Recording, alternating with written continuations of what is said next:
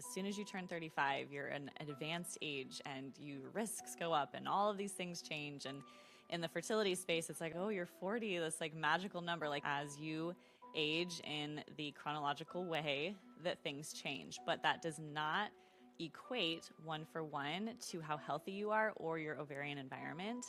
I have had patients over 40 be very healthy, conceive very easily.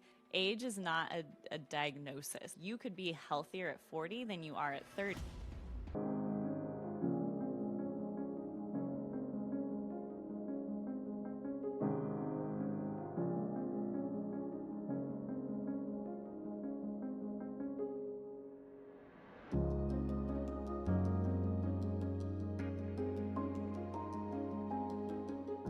Welcome back to Healthy as a Mother. I am your co-host, Dr. Leah Gordon, and this is the show for becoming and being a mother, where Dr. Morgan and I share the natural women's health and motherhood guidance you've been looking for through a fresh, functional, and balanced lens.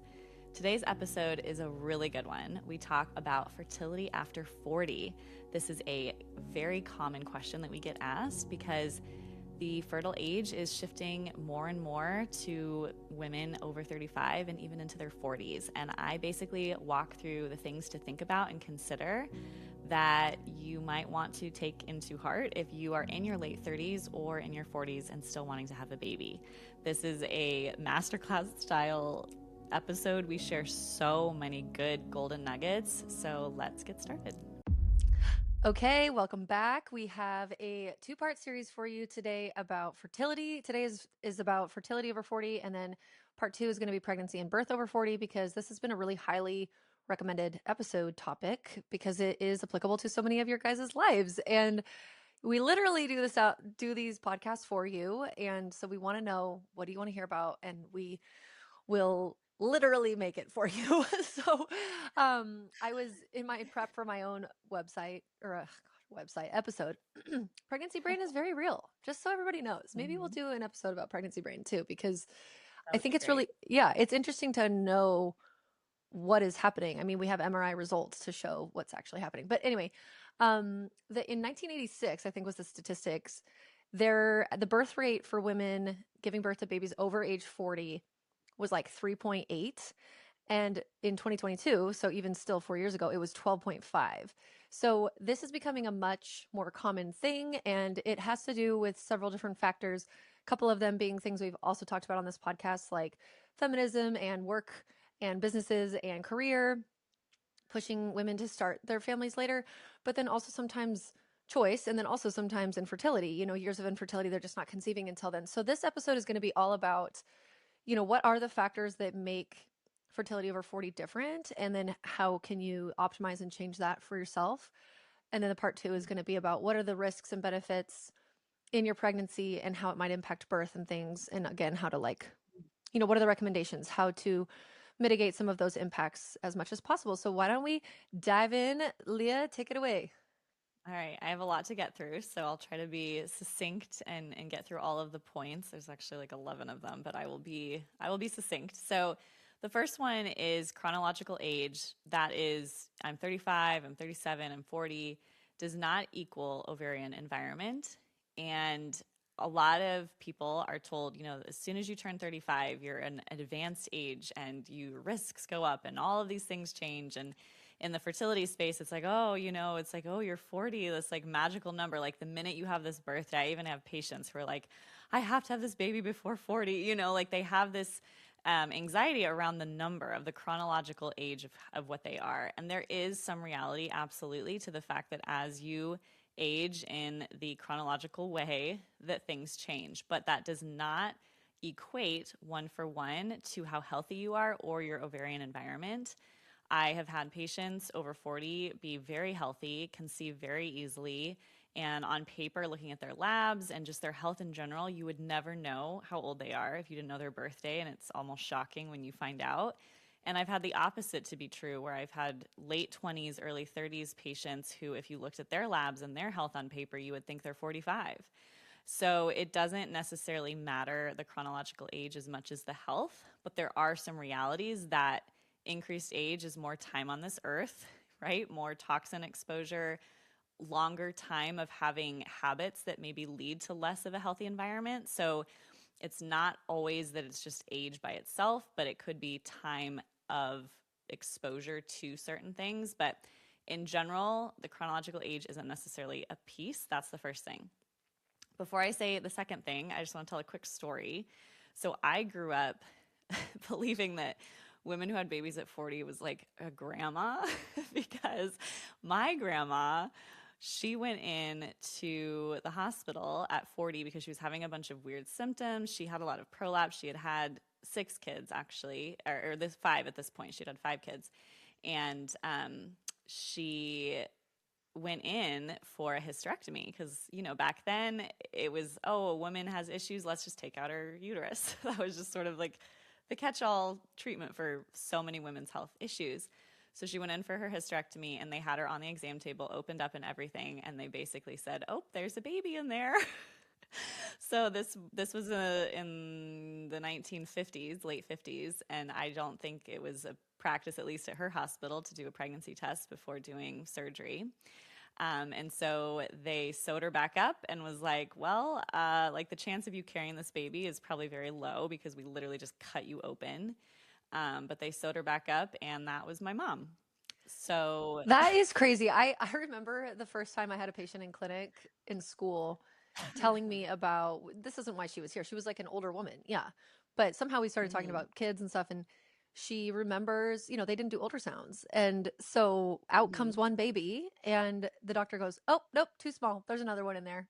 And she goes, "What?" Because they had no idea, and she ended up having twins. And I've actually heard that story from a lot of people when their children are born like, in the 50s, early 60s. There was no way for them to know that there was multiples. Mhm. And so just that kind of idea is there's something kind of magical about the mystery in that, but also the fact that something so simple as a pregnancy test. I wonder when pregnancy tests were developed. We should know that. But that is Yeah, or crazy it just that became routine, yeah, that they would do them all the time. Because now you always do it before surgeries, usually. Maybe not, well, I think like actually. anything they, to rule out, well, now they would do an ultrasound. They'd be like, "Why are you having all these symptoms? Let's check." Right. And they would see a human. Totally. Yes, that makes sense. But so at the time, even though I'm sure there were many women having babies late into those years, but I remember growing up with the story that my grandma was so old. She was a 40-year-old woman with a baby. It was like totally an accident. They didn't want that. Like she was so old. She already had kids that were 20. She had a 20-year-old. She went in because her son was 20 years old and she went in and was like, "Oh, there's a baby in there." It just felt so to me. I was like, "Wow, a 40-year-old mother. That was my grandma. Like that's crazy." Okay, but And here is now the thing though, is how do they prevent it then? Because my mom is one of nine. She's the youngest of nine, I and know. she had all of her siblings were born before my grandma was 33. And I'm like, so then what did Yeah. my grandma do between, because they were Catholic, didn't believe in birth control. So what, that's how they had Right. 9 kids in 13 years. And I'm just Wow. like, how did you prevent then from 33 on to not get pregnant again? Because what Yeah. you'd think that they'd be all the time having kids into the 40s. Yeah, and maybe they did. Gosh, I don't know because it doesn't make any sense. You'd think they would. Yeah, they didn't have a lot of prevention. So I'm not really sure, but I just remember thinking, wow, that was really old. But now that I'm almost 36, it's like, wow, that's not old at all. You were so young. Yeah. Like 40 is young in so many ways. And I think it's different too when you start having children at 16, 17, 18. Then in her mind, she probably did feel very old, but relatively speaking, the age is just different now. Like 40 is a very different world. However, we do have to have this conversation of a woman can't reproduce forever. That is a reality. So the second thing it brings me to is egg quality. When it comes to becoming pregnant, um, it's not necessarily the count of eggs that matters as much. When we talk a lot about advanced age, I'm saying that in air quotes, advanced age fertility, beyond 35, we look at AMH a lot, anti-Müllerian hormone. This is a common marker in fertility, but that tells us our count. How many eggs do we have? And really, this number is most important if you're going to be doing IVF. If you are trying to conceive naturally, AMH is not that impactful because you only ovulate one egg. Well, you should be only ovulating one egg to have a natural conception. So it doesn't matter if you recruited 15 eggs that cycle or 5 eggs that cycle. If you have one good strong ovulation, it shouldn't matter. Now, if you are reducing your egg count, your AMH is going down, that can tell you that your egg reserve is declining and you are probably going to have less time of having cycles, because once your eggs are sort of on that lower reserve, your body's like, oh, I guess you're, not going to have many babies in the future. So you eventually start to go into somewhat like a perimenopausal picture where you're not getting that strong ovulation and you aren't maybe necessarily dropping an egg every month. And that can happen prematurely. We call that premature ovarian insufficiency, but it happens normally and biologically in a lot of women's 40s. Like there is a time when your egg count gets to the point where it's not there, and eventually you go through menopause, and that's what it is. So AMH isn't an end all be all. If that number is low, you can absolutely still get pregnant naturally. But if you have a really low AMH, that is a sign that you probably don't have as much time as somebody who has a higher AMH. You could be 39 and have a normal, healthy AMH, and you might be able to conceive naturally long until you're 45 or more. Or you could be 39 and have a low AMH, and you might have a year or two, And so the decisions that you make need to be around that. And so it is important to check AMH, but the most important thing is focusing on quality. Egg quality is how healthy, how robust are your eggs, more so than how many are there. And when we talk about egg quality, the three most important things are the mitochondria. The mitochondria are the energy powerhouses of the cell. They are what allow the cell to divide and grow and do all the things it needs to do. There's 40 times more mitochondria in an egg cell than any other cell in our body. So it's a concentration of a lot of mitochondria. And there are certain things that you can do diet, lifestyle-wise to harm the mitochondria, and on the flip side, to support and help the mitochondria. So that needs to be a top priority for women in this category. And this is like where taking the needed egg quality supplement is a really good basic, excuse me, to cover some of the basis of nutrition of what they need. But this is also, I think we have an egg quality episode. We'll put a lot of other past episodes that tie into this one in the show notes for your continued learning. Yes. And, but there's also the removing of the things that harm eggs, like the toxins, the environmental toxins, even just something like, it's sad. I wish it wasn't this way, but like if you have some kind of conventionally made and conventionally fragranced body lotion that you put on your whole entire body every day after a shower for years and years and years, and you're the type of person who for some reason has a more fragile reproductive system, we don't know why, it just is that way, whatever. This is something that is like, why? We don't need this added stress on the whole system. Take it away. Even if you feel like that's a conspiracy theory, it's not. Okay. And you don't need it. Use something different. And what if it is? What if it is taxing your liver just enough, and it is putting oxidative stress just enough on all those fewer eggs that you have, and they're having a harder time coming to fruition because the mitochondria are a little bit stressed under all of this strain that we're putting on the toxic burden of your body or whatever. There's so many little things that add up. Again, cogs in the wheel, but it's like imagine you have cogs in the wheel, like many factors that are just 2% each of the cogs in the wheel that are adding up to the reason why this is not happening for you. Would you not want to reduce that burden on your body? Yeah, maybe you're making 12 habit changes, but now you're at 24% better function in all these different ways. Also, another thing is, I think I grew up thinking women have like hundreds of thousands of eggs, millions of eggs. Well, and I think we do at some point, No, we do. Yeah. But then I guess in my mind though, I didn't consider time and how they taper off in time. I was like, oh, we just have them like always. Yeah. They never go away. Yeah. And that's not true. Totally. Yeah. And so like as we get older, there is some regeneration. Like there is evidence now that we are creating like more, as time goes on. It's not only whatever you're born with, but you have to remember that every month your body is not just taking whatever the egg is that is ovulated. it's not just recruiting and fostering one. It recruits and it fosters several every month, Mm-hmm. and it says like, okay, let's see who's going to make it to the top, and then whoever makes it to the top is the egg that bursts through the ovary, goes down the fallopian tube, waits to be fertilized. All the Yeah. other ones that were like the brides in waiting being chosen in Bridgerton, but they didn't get chosen. they, You finally watched Bridgerton, and now we can talk about it. I know. All the girls whose season it is, and they're not getting chosen. They don't have what do they call it? No one's calling on them. Yep, yep. Yeah, They are not they the diamond. The diamond is the egg that is chosen to be yes, there ovulated. is one diamond. I mean, sometimes, fraternal twins, Mhm. there's two diamonds, but like that's rarer. It does, the chances increase as your age goes on. But all those other eggs don't just like go away and then wait their season next time. They degrade. They're done forever. And so Mhm. every month you have a big portion of eggs that are going down, down, down, down, down. Imagine you get your period at 11, okay? And how many months of cycles are you having where a handful of eggs, 12, how many is it, would you say, on an average month that are being recruited that don't become the diamond?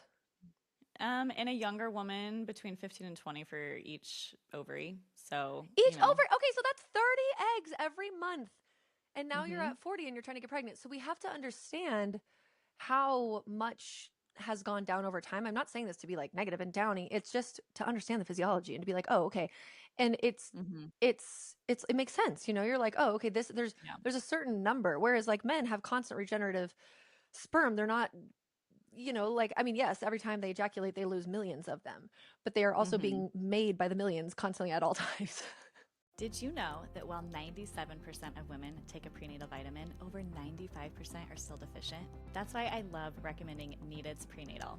Unlike most prenatals, Needed doses nutrients in the right forms and amounts that go above and beyond to really support both mama and baby. I actually worked with Needed for years. We spent over 3 years researching, working with practitioners, and really intentionally choosing every single nutrient form and dosage that's put into the prenatal. And now we have the data to back it up. In an IRB study, they found that the women who took the Needed prenatal had higher blood levels of key nutrients like vitamin B6, vitamin D, vitamin B12, riboflavin, vitamin K2, and selenium compared to women who were taking a regular prenatal. Even more powerful, only the Needed group had significant amounts of vitamin D in their system, which is essential for supporting the immune system, bone development, blood sugar, blood pressure regulation, and so much more. This study reinforces what we've known for a long time, that real nourishment really makes a difference, and the proper nutrients support fertility, pregnancy, and baby's health. Needed isn't just aiming for adequacy, they're supporting what's possible. No matter where you are along your fertility or pregnancy journey, Needed is what I recommend. Head to thisisneeded.com and use code HEALTHYMOTHER to save 20% on your first subscription order. Again, head to thisisneeded.com and use code HEALTHYMOTHER to save 20%. Okay, now back to the show. Yeah, it's a different process. They're not born with all of them. When we're in utero as little baby girls, we develop all the eggs that we have. And yes, there is some, like you mentioned, research on stem cells and regeneration. And there is some interesting research on using stem cell regeneration for ovarian regeneration and those kinds of things, which is something you could look into. I wouldn't depend on it and be like, oh, I'm good. I'm not going to work on my health or do anything else because I'm just going to depend on stem cell regeneration to work for Yeah. me when I'm in my 40s. But it can be an option for people, especially who have, reserve, low egg reserve and things like that. So that is something, like you said, to be aware of, both the amounts going down and also the quality of them. So that leads me to point number 3, which is there are a lot of things that impact our eggs more as we get older. And one of them is blood sugar. So, blood sugar is how well you keep the spikes and drops of insulin and the blood glucose in your bloodstream. If that is all over the place, like you wake up and have coffee, you don't have breakfast, you go to Starbucks, get a coffee, or you're working out early without any food, and maybe you're doing intermittent fasting because you saw it was trendy. Or what I see a lot is women are really worried about weight gain in their late 30s and 40s because things have shifted and changed in their hormones. And so they're having more abdominal fat and just they're aging in general, and they're thinking of themselves in their 20s, and they're not that way anymore, and so they're sort of starving themselves. And there's just a lot of practices that I see because there is a fear of the aesthetics of how they look as they get older. But this greatly impacts fertility because you need to have blood sugar balance. You need to have a healthy metabolic foundation for eggs and for your hormones. Oxidative damage and inflammation can become a really big problem. Oxidative damage is anything that cells can be damaged by, and that can come from toxins in our environment, stress. It can come from different Lack of sleep. ecosystems. Yeah, lack of sleep. If you have microbiome imbalances in your gut, your vagina, these can create inflammation and damage into your cells. And so, yes, age in general, like the act of actually aging, if you put a banana on a counter, it eventually will age, right? It will turn brown and then black, and then it degrades into mush. Like that, there is a process of living things that degrade over time. That is true. But a lot of times with humans, especially with eggs, even though we're born with all of our eggs, we recruit a certain amount and those mature as a group every month. And the ecosystem and the health that you have each month can impact the quality of those eggs. So you have a lot of room to optimize and change what that environment is that those eggs are being recruited in every month. Like you could be healthier at 40 than you are at 30 if you change your lifestyle and the environment of your body. But you need to know and understand what those things are and how to optimize and reduce them, which is a lot of what I teach inside of Womanhood Wellness, my membership, and a lot of the places that you look to for optimal health and functional health. We're a lot of times teaching these foundations that seem boring, but they are the key foundation to everything. So oxidative damage, inflammation, and blood sugar are key. I also just want to say that how many times have you and I both known women who kind of had an unhealthier 20s and 30s, and then they Mm-hmm. find all of, oh my gosh, I feel so much better when I'm working out, I'm lifting weights, I'm eating really well, I have good blood sugar balance, whatever. And then they accidentally get pregnant in their like mid Yes. 40s because all of a sudden they are so much healthier than they were beforehand. Mm-hmm. Yeah. Yep. Yeah. It absolutely can happen. Our age is not a diagnosis. We see that a lot in the conventional world, even in the brain health space. It's like, oh, you're just old. It's like, no, there can be totally healthy old people that have their cognition up until the day they die. I mean, that's age is not a diagnosis. It's not a disease, but it can contribute. The biggest thing is a lot of people, it's 10 more years of toxin exposure. It's 10 more years of that inflammation. It's 10 more years of stress. It's 10 more years of, fill in the blank. So not only is it just the process of age, but it's also the time of exposure of things that lead to mitochondrial breakdown and things like that. Yeah, I love that because it's like the as with many aspects, and we're not constantly trying to just bash the conventional system. It's just that what feels like happened is that sometime in the like mid to late 19th century, like in the mid to late 90s, we sort of like stopped evolving with what we thought about a lot of things, or we created systems and we were like, this is the way that life is. This is the best way to Mm-hmm. educate kids. This is the best way to do medicine and insurance and da da da da da da.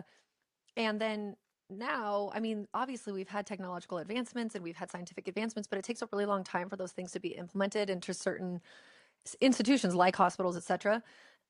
And so this idea of even just, oh, well, you're just over 40. Like I come up against this all the time with induction of women over 40. They are so Mm-hmm. pressured to induce at 40 weeks, maximum Mm-hmm. 41 weeks. Their doctors will not let them go into spontaneous labor whenever that happens. And it's just like, and why? And why? And they're Mm-hmm. looking at stats Yep. that are old and not individual. And it's like, Mm-hmm. why? What does this have? Think about what if this person, instead of the 10 years of accumulation of bad habits, has had 10 years of reversal of bad habits and is in the best place Yeah. ever and is going to rock it. And like, they don't even bat an eye at the potentially extremely unhealthy 32-year-old who's been having years and years and years of terrible health and, or whatever. It's just Yeah. like, I know. I because know. it's overall the root fix of the problem would be to look at each individual patient before you as an individual and assess all those factors. And they just they don't do that. They can't do that within the insurance model that they have to work under, and it all just has to crumble to the ground before we can rebuild. It does. It does. All the systems are crumbling. It's a 1 year. It's gonna be a wild year. But okay, so that leads me to the next point, number 4, which is ovulation power and quality. So these kind of go together. We've talked about egg quality, but as a woman gets older, her ovulation can change as well. And ovulation, a lot of people think of it as binary, like you either ovulate or you don't, and it is to some degree.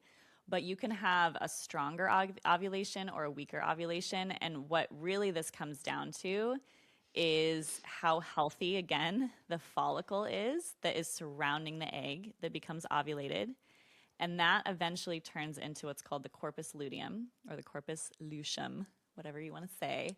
And from that is what makes progesterone. And progesterone is this key hormone that we have to have high enough to become pregnant and stay pregnant.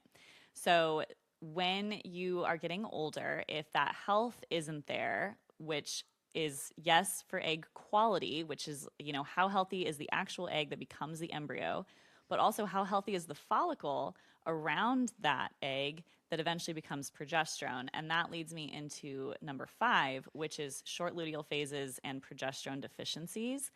This is very, very common as women become older because, for all the same reasons, the biggest key hitters that affect the follicle development and then progesterone production are inflammation. Key. And inflammation can come from if you're eating foods that your body doesn't love, like maybe gluten or corn or conventional dairy or lots of sugar, you can have a lot of inflammation. If you have hidden infections like Lyme or gut dysbiosis or mold or some hidden infection, that can cause inflammation. So inflammation is huge. If you have chronic pain, chronic pain can do it as well. This can be another factor for people. Nutrient deficiencies are another big player, and having unhealthy follicles that lead to an unhealthy corpus luteum and progesterone deficiency, especially nutrients like magnesium and B6. These are huge, but all of the nutrients are very important. And then stress. Stress is another huge killer. There's a complex interwoven relationship between cortisol and a lot of the stress hormones and progesterone. And if you look at it from a physiological perspective, we've talked about this a lot on the podcast, but like your body is either going to protect you from stress or get pregnant. It doesn't want to do both at the same time. And it will shunt resources and change pathways and make different things be made and happen if you are in one predominant place, like a stress state, than the other. And so inflammation, stress, and nutrient deficiencies are 3 of the key players in making what we would call a short luteal phase. And I know that there's a lot of words that I'm throwing around here, and you can listen to this over and over again. Again, I teach a lot of this inside of Womanhood Wellness, but once you've ovulated, once you have an egg that's ovulated, you go into your luteal phase. That is when progesterone is being made. And if you do not have enough progesterone, that time from ovulation to when your period comes gets shorter. So we see this sometimes in women as they get older in their 30s and 40s, having shorter cycles. So time from bleed to bleed gets shorter. This can be because their estrogen is going down, and so they ovulate sooner, or their luteal phase is shortening because progesterone isn't robust enough. And this is where learning how to track your own cycle and knowing when and where to test hormones can be really helpful, because we really want to support that progesterone production. Other key signs that you could have low progesterone is having more PMS, so premenstrual syndrome, irritability, moodiness, feeling cramps, and not cramps, that's more painful periods, but like bloating, just feeling really off before your period, or spotting before your period. So if you're like, I'm spotting a little bit, and then a day or 2 comes by and then I start bleeding, that's a classic sign of low progesterone. Or if you're having chemical pregnancies or early miscarriages. Electrolytes are trending, yes, but they have been in need of our human bodies for all of time. And if you're drinking another popular and delicious salty electrolyte, here's why you should be drinking Relight instead. First of all, have you ever considered the salt source of these other brands? Because most of them just use table salt. Yeah, table salt. You don't want that. Redmond's Relight Powders uses their unrefined ancient sea salt that they mine in Utah. This salt source contains 60 plus trace minerals along with calcium, chloride, potassium, and magnesium in 2 different forms, glycinate and malate. The minerals that they use in the Relight powders are all in the appropriate proportions and forms too. The metabolic needs of pregnancy, healing postpartum, and milk making require more minerals than in other times of your life. Pregnancy itself demands huge increases in your blood volume, which takes, more minerals. Relight is the perfect blend to be sipping during your pregnancy or during your labor even, and especially while you're breastfeeding. It tastes amazing, and my favorite flavors oscillate between mixed berry, lemon lime, and the strawberry lemonade. But you can try a sample pack and try all the flavors for yourself and see what you think. Use code HEALTHYMOTHER to save 15% on your entire Redmond order. That includes their OG sea salt, other seasonings, bentonite clays, toothpaste, and more. I just want to say, so people get it. If you have a short luteal phase, say you want your luteal phase to be like 12 to 14 days. If it's 9 or 10 days, what might be happening is you actually are conceiving an embryo. And then there is not enough time for all of the hormones to take place to prevent your body having a good implantation, recognizing that it's pregnant, and you just get your period. There's just maybe not enough progesterone impulse and time to then what happens when that progesterone goes high is it lengthens out the cycle by a couple of days, and those couple of days are really key. So that's what's happening. It's not something to take lightly. It is a big deal. Yeah. And then the kind of like perimenopausal shorter cycles thing could be like you're having cycles that are 24 or 25 days, or less. But I just wanted to give some numbers to that if people, because the typical cycle would be like a 28-day cycle, meaning bleed to bleed. And so there's things that we can do if we are having chronically shortened luteal phase, and it is a symptom of kind of a dysfunctional progesterone potentially that we need to work on and change. So yeah, and I have a whole course on progesterone in my membership, but there's a lot that you could and should do, but there's also a time and a place for extra progesterone support, and this could be a time, someone in their late 30s, early 40s might be someone who might need that additional progesterone support more than somebody, in their 20s or early 30s. So something to just keep in mind and talk to your doctor about, because you definitely need to have it on hand early on. If you wait until you have your OB-GYN appointment at 12 weeks, like if you're going to have a loss from low progesterone, it's going to have happened before you see your doctor for the first time at that 10 to 12 week appointment. The losses typically happen between 6 and 9 weeks. So with progesterone, the other thing is, yes, you need the time for the embryo to implant, but also it's what holds the baby in the lining. So you could have an implantation, baby could be growing, everything could be good. But if you don't have enough progesterone to sustain, then the body, it's like a dam. Progesterone is what holds the scaffolding, it's what holds everything up. And if you have a drop in that, or you don't have enough, it's not robust enough, which what came from your ovulation, right, quality, then the baby can be lost even if everything else is working well, right? You get pregnant, like sperm is good, egg quality is good. So this is where it's important to understand what's going on with you, and why I'm a huge fan of testing mid-luteal phase progesterone for all women, really. And then that leads me into the next thing, number 6, which is hormone fluctuations and early perimenopause. So this is a unique thing that a lot of women around 40 have to start thinking about. Perimenopause is basically the time when what I say to my patients is, it's when your ovaries are considering retirement, and they aren't sure each month if they're going to retire or not. And there's just a lot of up and down. There's a lot of sometimes your hormones are totally normal. Sometimes they're surging more than normal. Maybe you're getting acne for the first time after 20 years. You haven't had acne since you were a teenager, or you're feeling irritable. You feel like a teenage girl. You're emotional. Like your hormones are all over the place. And this can happen in perimenopause when the ovaries are sort of sputtering out, and they're trying to figure out this new rhythm and this new way of being as you start to transition toward menopause. For some women, perimenopause can be 10 years long. It can be a really long time. It's not just like, oh, I'm having hormonal irregularity, therefore I'm probably going to go into menopause next year. So if you're trying to conceive still, that doesn't mean you're a no for getting pregnant. But what it tells me, if you're having extreme perimenopausal symptoms, is that you need some more hormonal stability, and it starts with your adrenal glands. I'm going to get to stress. That's my next part. But your adrenals are where your stress hormones are made, and your stress in your nervous system play a big role in your adrenals holding steady through your ovarian ups and downs. But doing things like I mentioned, blood sugar balance, having all the key nutrients that you need, having routine practices, getting into nature, like doing all of these things are going to help a lot. But that is a important note that women need to know going into pregnancy at this time, that you could be, not only fertility is hard enough getting pregnant, but if your hormones are also all over the place because you're going through perimenopause, it can make it a little trickier. Yeah, and harder to track the cycle of when to have the timing of sex and all of that. Yeah, exactly. But that leads me to number 7, which is stress. And stress matters even more.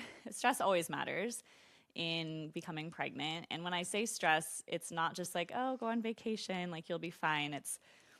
There's a lot to stress. It's really complex. There's nervous system dysregulation, and to really unpack and uncover stress, which we should probably do a whole episode on this if we haven't, getting into the nervous system healing. What I see a lot in women of this age is sometimes women just haven't found their partner. And that is totally a reality where they were trying, they were dating and maybe they were married and got divorced or had a loss. I mean, I've had patients whose husbands have died already, which is like so sad. My God. And they didn't have a chance to have kids yet or whatever. Like there's so many reasons. But I also see a larger majority of women going into trying to get pregnant around the 40 age because they were career women, which is fine. I'm a career woman. Like there's no, that's a beautiful thing. And there are pros and cons. And often the patterns that are in a woman that lead her to thrive in a career and push off having children inherently have sometimes more stress patterns No, than, 100%. It's like they're driven, you they're know, high drive, they yes, function in sympathetic nervous system and deadlines and in yes. climbing the ladder or making a business for themselves or whatever it is. And it's like, it totally makes sense. It's very much Mhm. like, I mean, and you and I have had our own unique journeys with this, with trying to prioritize being moms, but also having businesses. And it's Yeah, so hard to it's flip so back and hard. forth. I mean, it would be much easier to just pick one or the other. Doing A both hundred. is not fun, but it Yeah, makes it's hard. total sense. Like, if your nervous system is driven towards that kind of life, like you can be really successful in your career. But then when it Hmm. comes time for you to be open and receiving and in your feminine and the low stress and Hmm. good high progesterone, where you just like are flowing and yin and don't care and blah blah blah, like all this stuff, it's just, it's much harder.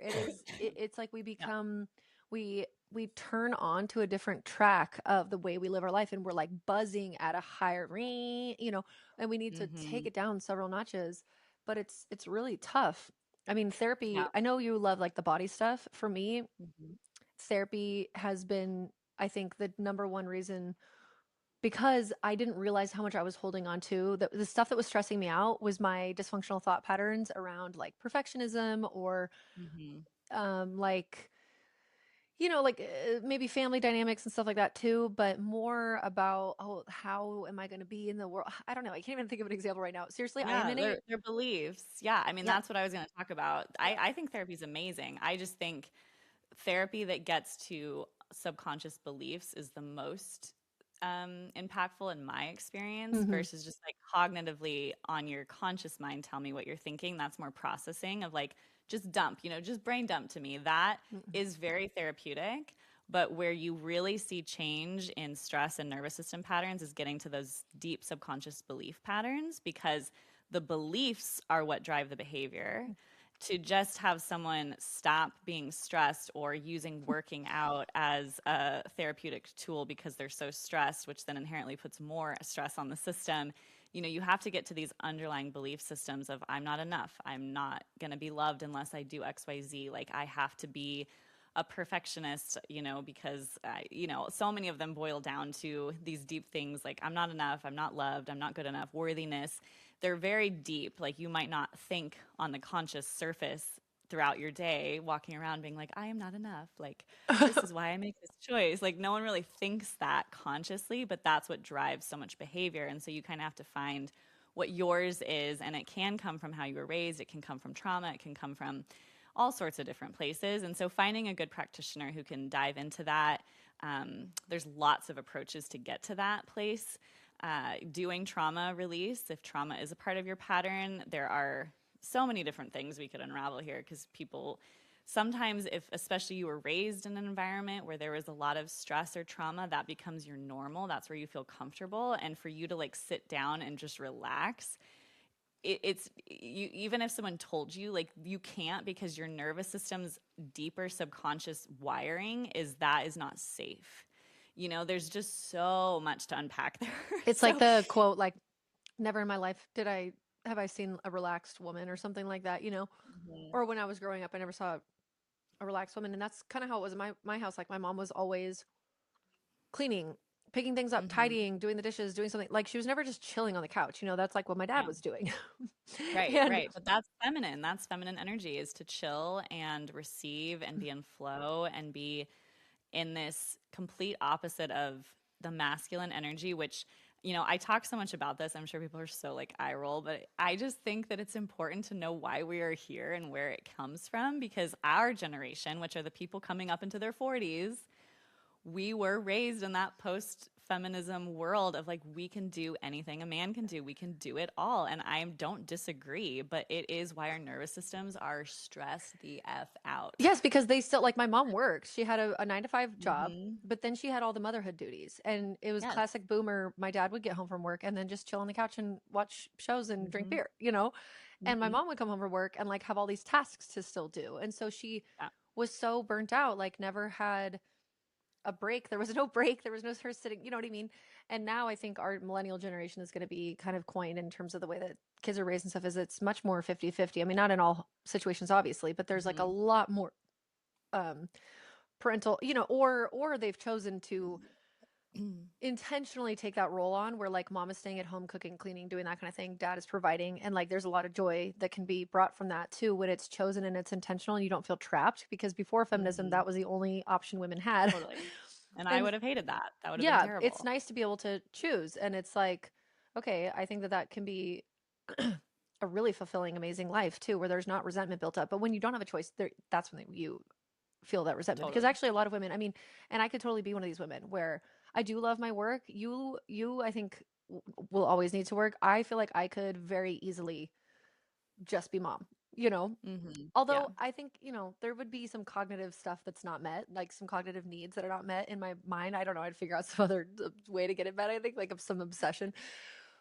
But that is the reality, is that women are usually having to work too, and just coming off of this.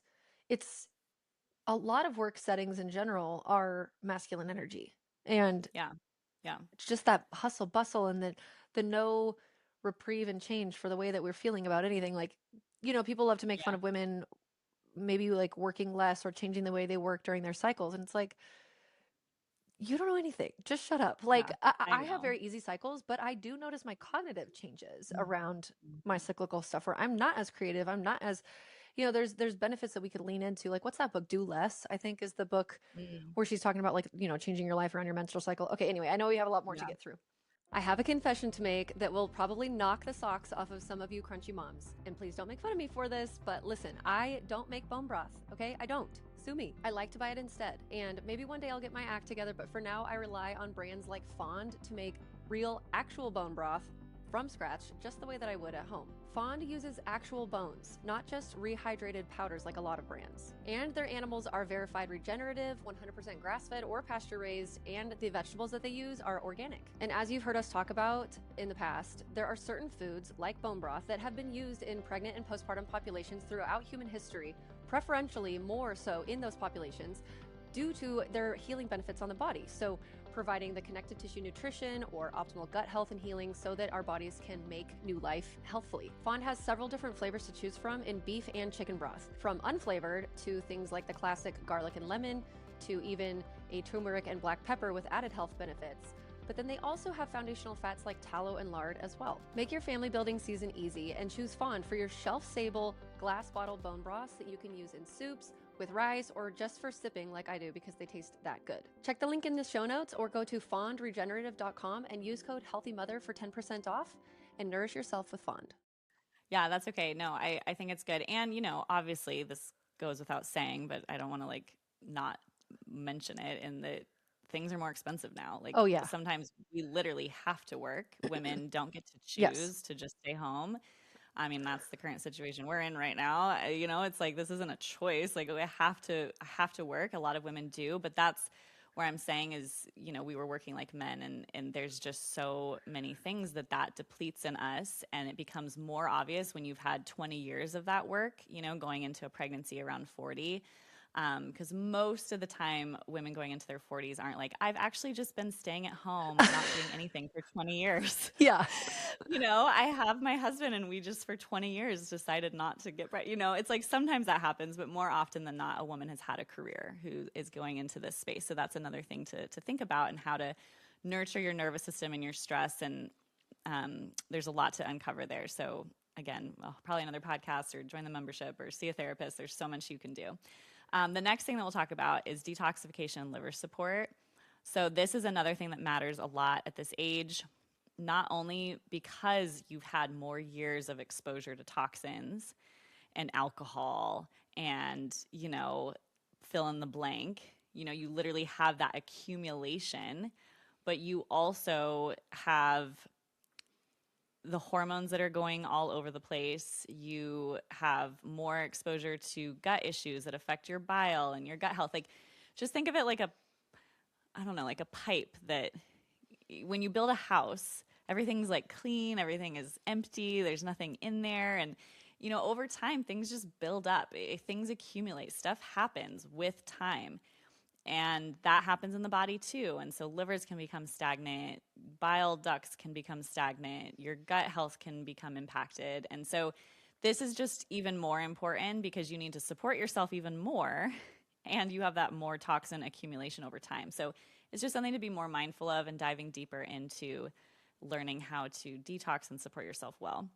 The next thing to think about is it's not all about you as a female. It is also about your partner. And unless you are choosing a younger man, which does happen, absolutely, more likely than not, your partner that you're choosing is also going to be of a similar-ish age to you and or older. I have a lot of people who go through IVF, who the woman is going into her 40s, early 40s, and her partner's in his 50s.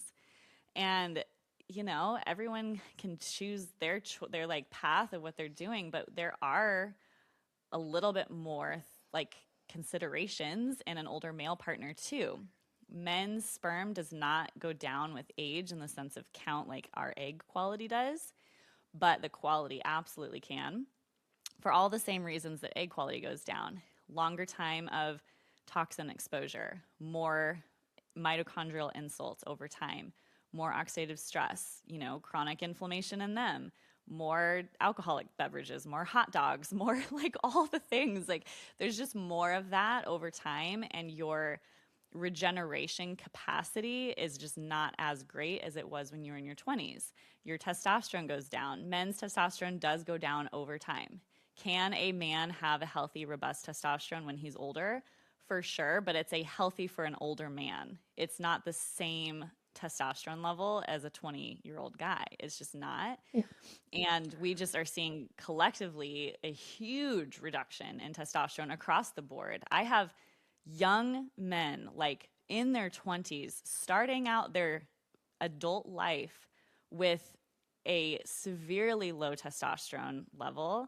So what would you say is severely low? Share some numbers. Yeah. So a healthy man should have a total testosterone between 700 and 900. It could be higher for sure. That's high. That's not happening. Oh God, that's not happening. But that's what should be happening. That's healthy. I would say what I see is a healthy normal now. Oh wow, you're healthy. If I see a patient with a testosterone between 550 and 700, I'm like, whoa, you're doing really good. Yep. Naturally, not on testosterone support. I'm like, what? Like, what are you doing? Like, my husband, I'm like, his testosterone's 650 or something, which for him in this environment, I'm like, you are doing so good. That's You know, amazing. I know. I'm like, good for you, which is why it's so confusing why we had infertility. I'm like, your testosterone's great, but his was a blockage issue, you know? Yeah. But what I see more often than not is men's testosterone in the 300s. I would say that's most common what I see, like 3 to 400. But I absolutely see quite a few men less than 300. That, you guys, and they move the level where they're like, this is normal. No, it's not. A man in their 20s or 30s should not have a testosterone lower than 300. Like, you are going to feel like absolute crap, no energy, don't want to get up in the morning, you don't want to work out, you can't put on muscle, there's no drive, like you just want to stay home and play video games and eat like crap because you feel like crap. And they don't even know that they feel like crap because they probably don't know what it's like to actually feel good. Okay, I think that It's Wes's sad. testosterone 2 years ago, and it appeared on his labs that maybe he had his white blood cell count was a little high, so maybe he was like Mm. acutely ill. I don't know if testosterone could be affected in that sort of a way that quickly, but I think it was like 386.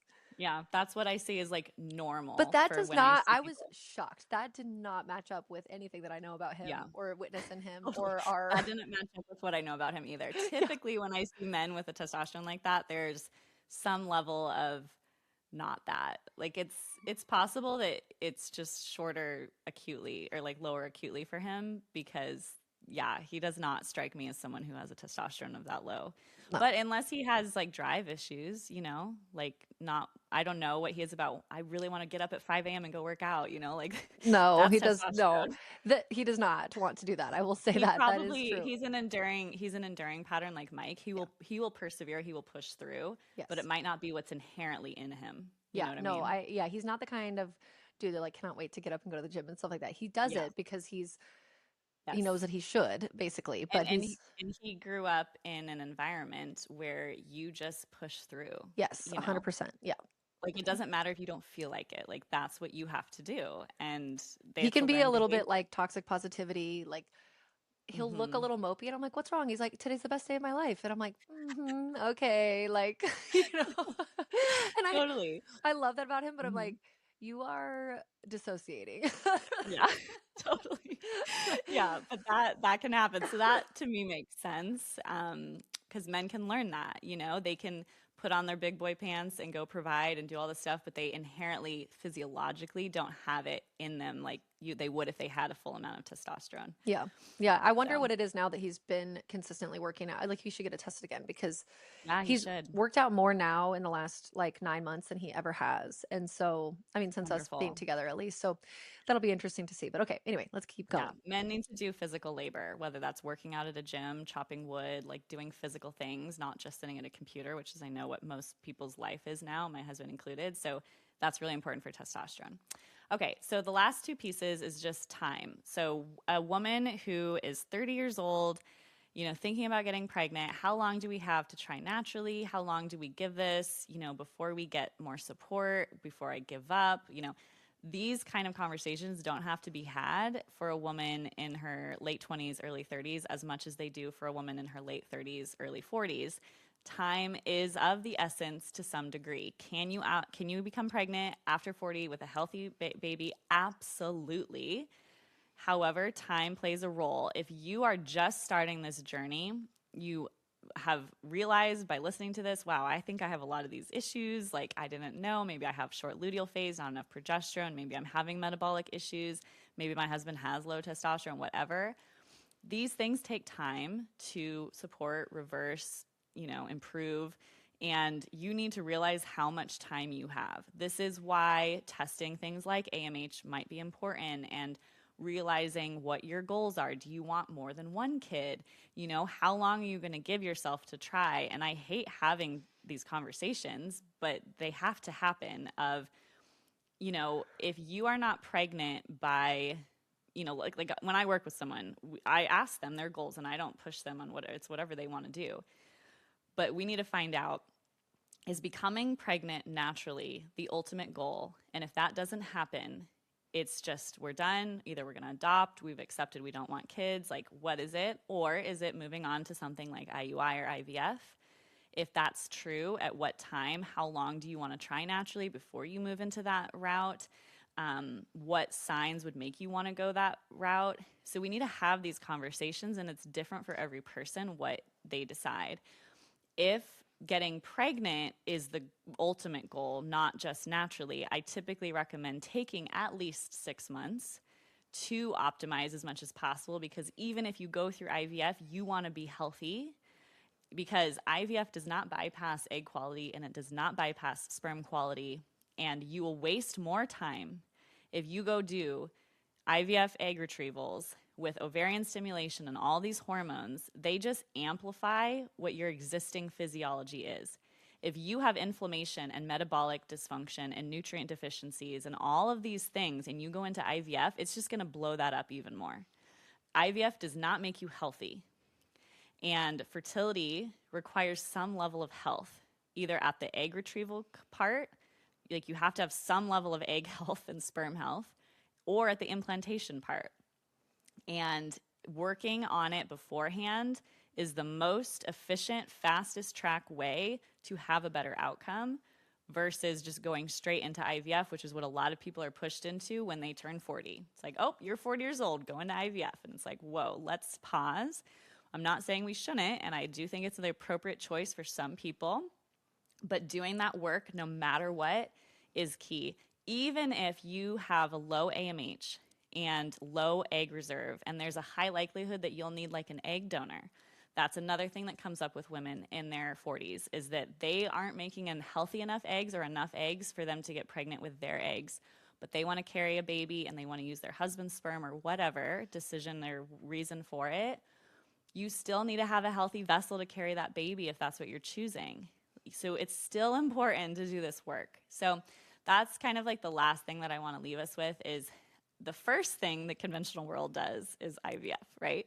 When you're going into your 40s, oh, you're old, let's go do IVF. But we need to look at all of these other things first. And if you decide to go down that route, this is the most important thing that you can do, in my opinion, is optimize beforehand. And I mean, again, if we sound like a broken record, but really we should be living like this all the time. Yes. Because if this is how we get the marker of fertility, then it is the, healthiest version. Like it is a marker of health in general. And so I wonder, it would be so cool if we could extrapolate out, maybe in the future, like with different technologies, how these sorts of, do people who have higher fertility have lower rates of, cancers or Oh, other yeah. chronic illnesses and things like that? Because it's like, okay, well, if you have to be in a certain type of health state in order to have good fertility, Hmm. potentially there's less of that. I don't know. I'm not Yeah. suggesting Oh, that right I'm now, but sure I'm just there's been saying, studies on that. I'm sure. And because it's all the same stuff. Mitochondrial damage, DNA damage, which is what damages the quality of egg and sperm, is also what leads to cancer, because you get DNA breakdown and damage that causes cancer. And yes, there are some people who have more of that genetic predisposition for the weak link to break in that department. So what I tell everyone is everyone has a ladder with a weak link, right? Everybody has one. You're not born without one. That's why we look at family history. There's genetic components. There's things that make us more susceptible, but the environment is what leads to that break. So it's not like you are born with that as your end all be all. It's just that's the thing that you need to kind of protect and be more supportive around. But things like fertility and cancer, at least, are very similar from the environmental damage component.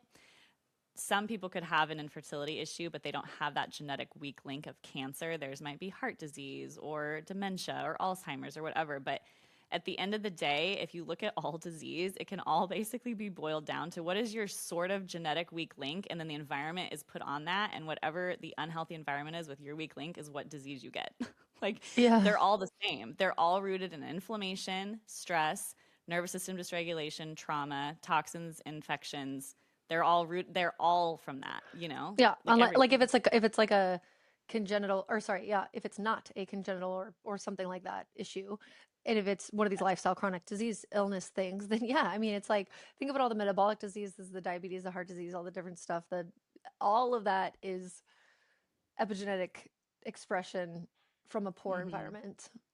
Yeah. So outside of like physical things like endometriosis, blocked tubes, physical blockages, those aren't necessarily, but from just a fertility perspective, anything that you do to improve your fertility is going to improve your health in all of these other departments. And so that's what I tell my patients too, and even my male patients, because I think in their mind, they're like, oh, we just like getting pregnant is like all people think about. And I always tell them, yes, getting pregnant is important and optimizing your sperm and doing these things for a short time, then you're kind of off the hook. But if you really take this into practice, you are going to be a healthier father. You're going to probably live Mm-hmm. longer for your Yeah. kids. And there's so much more to it. Or you'll have a better sex drive. You'll have a great, testosterone picture, because anytime you do anything to improve your health, female or male, you're only improving every single other aspect of your health, because fertility is that early link that can break for a lot of people and show and highlight where more greatness could be had, you know? Yeah. And so to me, it's a beautiful tool to check. And what I want to leave us with is for anyone listening who is not yet 40, who's maybe in their 30s, maybe you're uncoupled, which I'm sure people are listening to this who aren't always coupled. This is most important, because the sooner you start working on this, the better. Because just like we're saying, if you have learned this at 35, let's say, and you don't yet have a partner, but you want kids, if you start taking these practices into heart at 35, and let's say you meet your partner at 38 and then you're ready to have kids at 40, oh my gosh, you've been doing 5 years of this? Like, you are going to roll into a 40-year-old pregnancy so beautifully. Yeah. So start thinking of this now. It is literally never too early to start optimizing your fertility, even if you don't have a partner. It's like, this is, if being a mother is important to you, these things are absolutely key. Yeah. I love that. Thank you for that. It's kind of like boom drop. We should always be living in a way where we can get pregnant at any moment. Totally. Although it's a lot. 100%. I know. It's complicated. I was like thinking in the shower today about a reel I was going to do. None of the reels I do ever really do well, but I was just like, in 1 minute, you're 25 and freaking out that your birth control maybe didn't work and you could be pregnant. And the next minute, you're 36 and freaking out that you're not pregnant again. It's Yeah. like, we as women in these different seasons, it means such different stuff. And it is ironic that at the time when we're theoretically the most fertile is when we're blocking it. And then once we actually want it so badly, it can feel more challenging. And it's the irony of modern womanhood. Yeah. Modern motherhood, man. Okay. Well, be on the lookout for part 2 in the, pregnancy and birth stats of pregnancy over 40. And thank you for everything. And we'll see you guys next week. If your heart aches for a baby, whether you're dreaming of motherhood someday or you're already on the path and it hasn't been going as you imagined, I want you to know that you do not have to do this alone. Consider joining me inside of my Womanhood Wellness membership. You get a custom blueprint unique to your woman essence type, which is where you are right now on the journey. You have access to all of my courses and content, which includes how to boost egg and sperm quality, the energetics of fertility, investigating fertility, optimizing IVF if that's a path you have to go down, navigating pregnancy loss. I have my Essential Foundations course where you learn all the things that you really need to know to have a thriving hormonal and fertility system. You learn the Hormone Handbook, where I dive deep into all the different hormonal imbalances and what you can do naturally to rebalance them. I have deep dive courses on vaginal microbiome, in detoxing, on mindset. I give you my natural medicine protocols. You have the ability to order labs on your own. You get discounts on supplements and other products. I have organized the community by your season. So if you are breaking up with birth control, you can jump in a chat with women in that exact same season.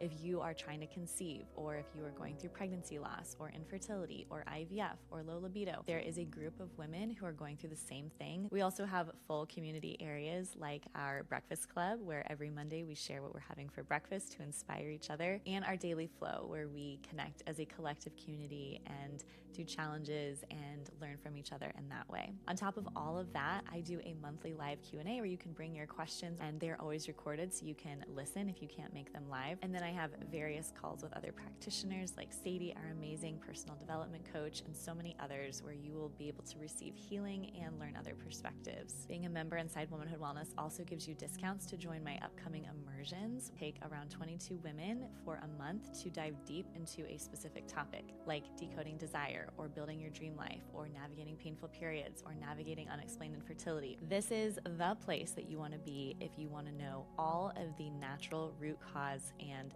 supportive measures that you can take to optimize your womanhood journey and your path to and through motherhood. Head to womanhoodwellness.com and use code podcast to save 20% off your first month. I can't wait to see you inside. In order for others to hear this information, please leave a review with Apple Podcasts, subscribe, and share with a friend who would benefit from this content.